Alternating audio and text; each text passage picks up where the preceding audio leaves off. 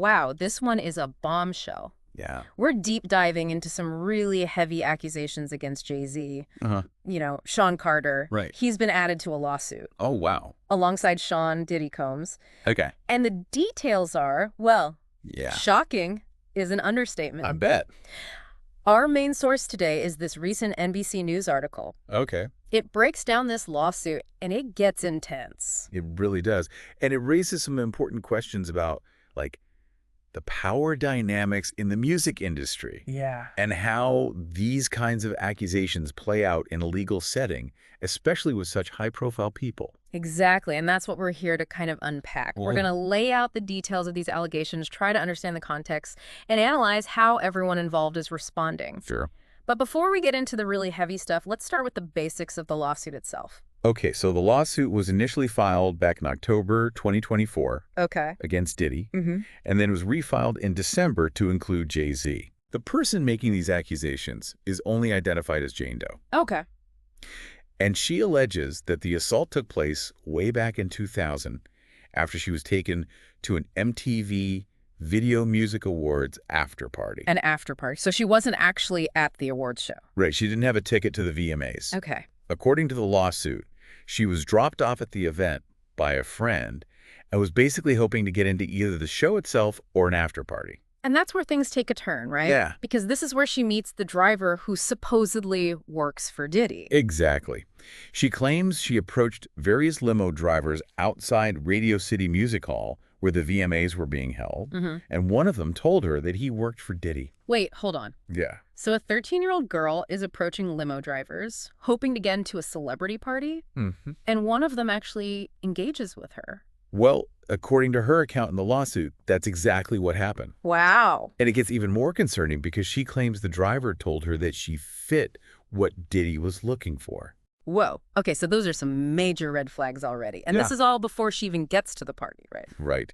The driver allegedly invited her to the after party, told her to meet him back at his car later, and then drove off with Diddy and Jay-Z. This is already sounding like a recipe for disaster, and we haven't even gotten to the alleged assault yet. This lawsuit is alleging that Jane Doe was only 13 years old at the time. Yes. 13. And that detail makes this case even more disturbing and brings up some important legal questions.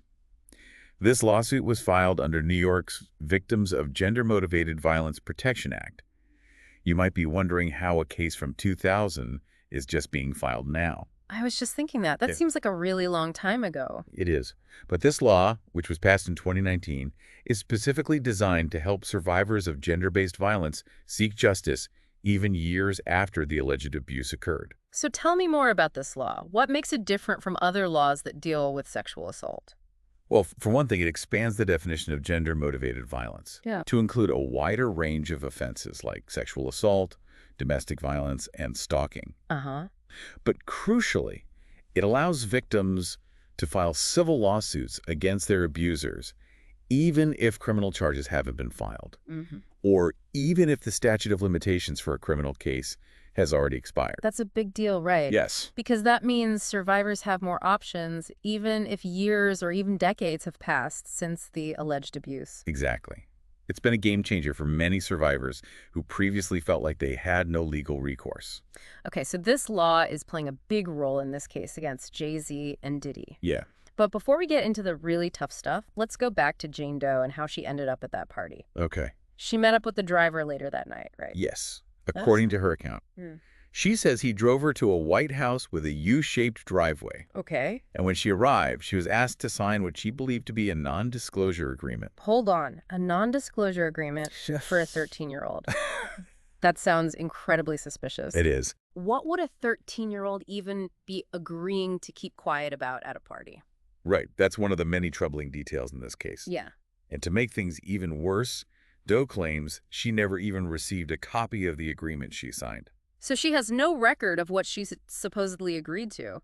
That's incredibly shady. It is, and it raises even more questions about what was really going on at this party and the length that people were going to keep things under wraps. Okay, so she signs this NDA, goes inside, and what happens next? Well, she describes the party as being full of celebrities, drugs, and alcohol. Okay. It's easy to imagine how overwhelming and intimidating that environment would be for a young girl, especially one who was only 13 at the time. You're telling me. I can't imagine a 13-year-old being comfortable, let alone safe in that kind of setting, especially if she doesn't know anyone there. Right, and that's when things escalate. Okay. According to the lawsuit, Doe was offered a drink at the party that made her feel woozy and lightheaded. Uh-huh. She says she felt like she needed to lie down, so she went to her room to rest. Okay, so we're talking about a 13-year-old who's feeling unwell, potentially from a drink she was given at a party full of adults.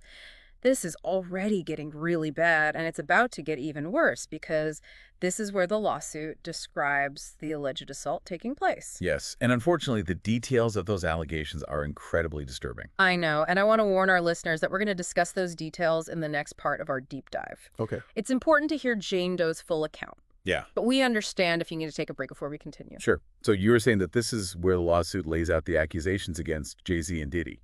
Yes, and this is where things get extremely difficult to talk about. Right. According to the lawsuit, shortly after she laid down, Jane Doe claims both Combs and Carter entered the room, and Combs allegedly said, "You're ready to party." Oh my gosh. It's chilling. Wow. And what she describes next is truly horrific. I can only imagine. The lawsuit states that Carter removed her clothes, held her down, and raped her, while Combs and this unnamed female celebrity just watched.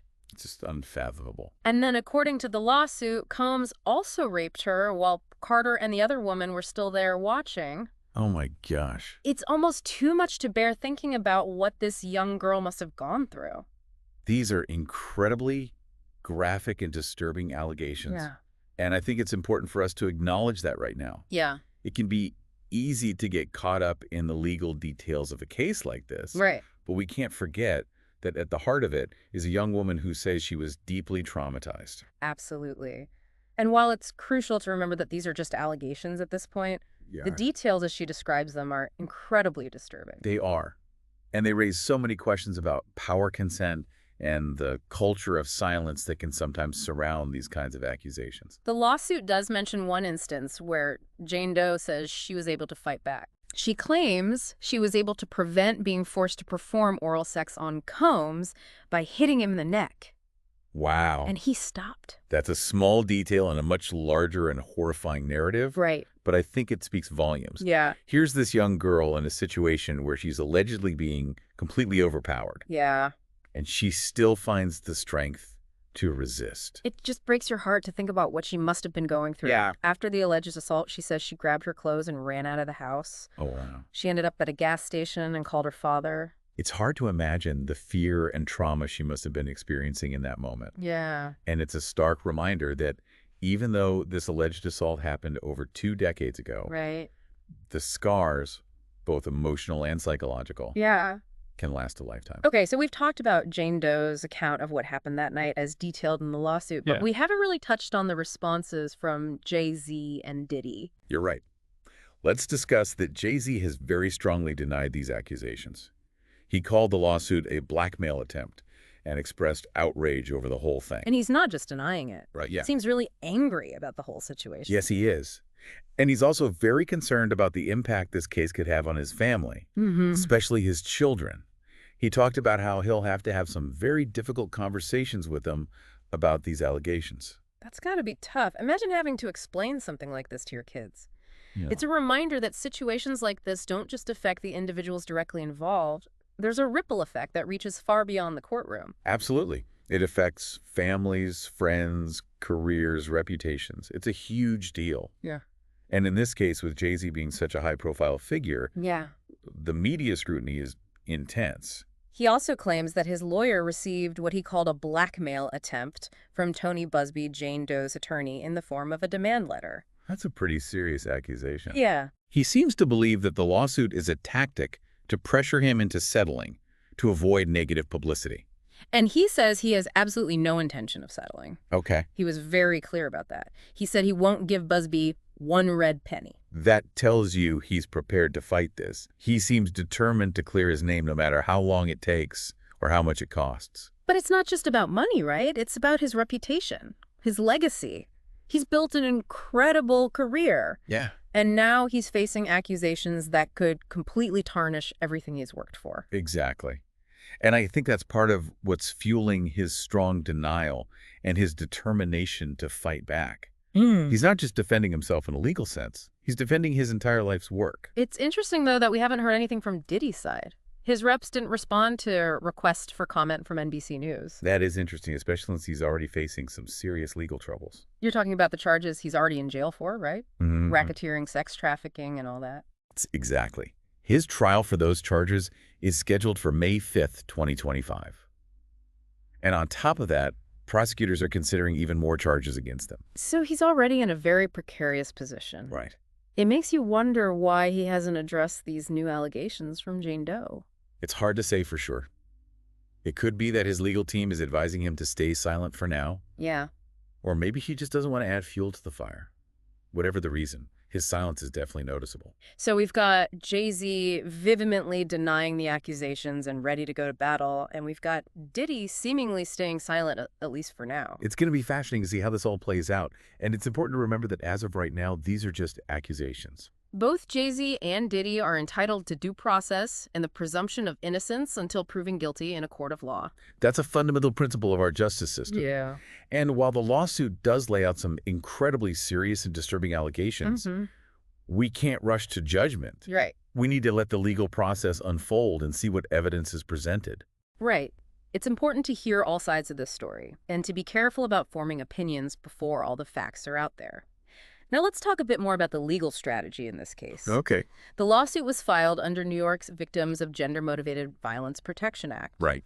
Which you explained earlier. But I'm still a little fuzzy on how it actually works in practice. Okay, so basically this law allows survivors of gender-based violence to seek justice and compensation, even if the statute of limitations for a criminal case has expired. So in this case, even though the alleged assault happened back in 2000, Jane Doe can still file a lawsuit. Exactly. And that's a pretty big deal. Yeah. Before this law was passed, many survivors felt like they had no options if they didn't report the abuse right away. Right. Now they have more time and more legal avenues to pursue justice. And in this case, Jane Doe is seeking unspecified damages, right? Yes, that's correct. The lawsuit doesn't state a specific dollar amount. So what does that actually mean? What are unspecified damages? Well, it basically means that the amount of compensation she's seeking will be determined by the court based on the evidence presented and the arguments made by both sides. It could be a substantial sum, especially given the high profile of the defendants and the severity of the allegations. Okay, that makes sense. So let's go back to the lawsuit and talk a bit more about how Jane Doe ended up at that party in the first place. Sure. We talked about her approaching the limo driver, but what happened next? Well, according to the lawsuit, she met back up with the driver later that night, and he drove her to the party, which was at a white house with a U-shaped driveway. And that's where she was asked to sign the non-disclosure agreement. Right. Yes. What happened after that? Did she actually go inside the party? Yes, she did. And this is where her account gets even more disturbing. Oh, no. She describes the party as being chaotic and overwhelming. She says there were celebrities everywhere, and drugs and alcohol were openly being used. Remember, she's only 13 years old at this point. I know. It's hard to imagine how she must have felt being in that kind of environment. It must have been incredibly intimidating and overwhelming. And then she was offered a drink, which made her feel sick and like she needed to lie down. Yes. And that's when Combs and Carter allegedly came into the room. Right. And from there, things escalated very quickly.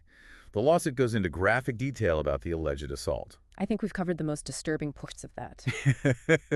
It's really hard to even talk about it. I understand. Yeah. It's a lot to process. And I think it's important for us to take a step back and remember that this is a very complex situation. Okay. There are a lot of different perspectives and a lot of information that we still don't know. You're right. And I think it's also important to remember that this case is about more than just the individuals involved. It's about power accountability and the culture of silence that can sometimes surround these kinds of accusations. Absolutely. Yeah. And I think that's why this case has generated so much attention. It's not just about the salacious details. It's about bigger issues that are really resonating with people. Okay, so we've talked about the allegations, the denials, and the legal context. But I think there's another important layer to this story, and that's the social and cultural context. I agree. This case is taking place against the backdrop of the #MeToo movement, which has brought a lot of attention to the issue of sexual assault and harassment, particularly in the entertainment industry. And I think that context is really important to keep in mind as we try to make sense of what's happening. Yeah. This case isn't just a legal battle, it's also a cultural moment. Exactly. Yeah. And it's a moment that's forcing us to confront some really uncomfortable truths about power, privilege, and accountability. So with that in mind, let's move into the final part of our deep dive. Sure. Where we'll try to unpack some of those bigger questions and discuss the potential implications of this case, both legally and culturally.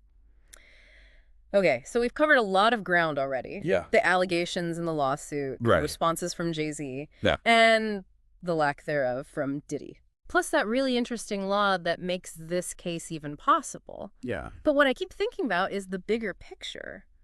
What does this case mean? That's the million-dollar question, isn't it? Right. And I don't think there's one easy answer. Yeah. But we can definitely explore some of the potential implications, both legally and culturally. For me, this case seems to be hitting a nerve because it brings up a lot of the themes we've seen with the #MeToo movement. Yeah. It makes you think about power dynamics, the culture of silence, and how difficult it can be for survivors to come forward, especially against powerful figures. You're absolutely right. Yeah. And that's why I think this case is so fascinating. Yeah. And potentially so significant.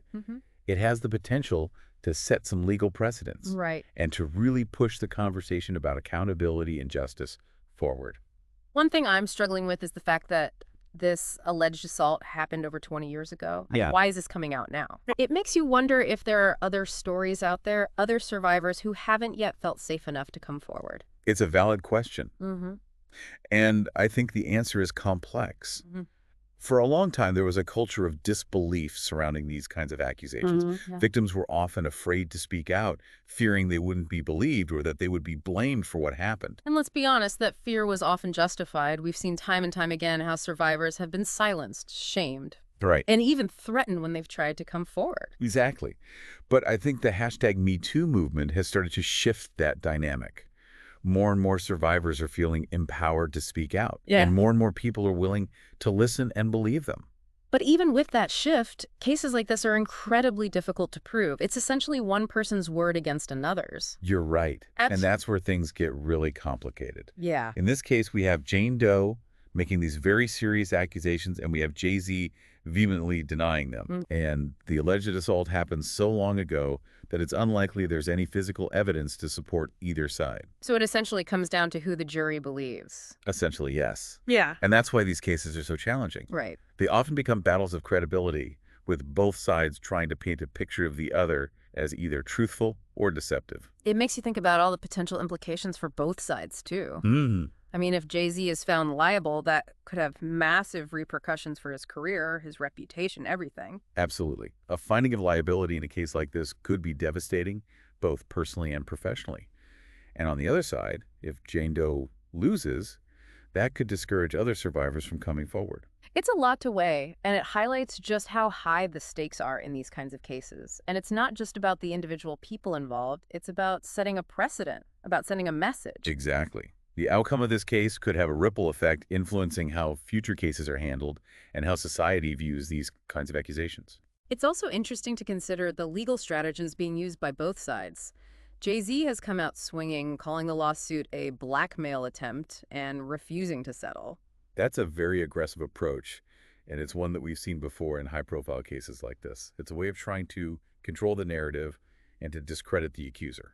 But it's a risky strategy, too. It could backfire if it comes across as insensitive or dismissive of the seriousness of the allegations. Definitely. And on the other side, you have Tony Busby, who is known for representing clients in high-profile cases against powerful figures. He's a seasoned lawyer who knows how to navigate these kinds of legal battles. It feels like we're just at the beginning of what could be a very long and complicated legal process. And I think it's important for us as observers to avoid rushing to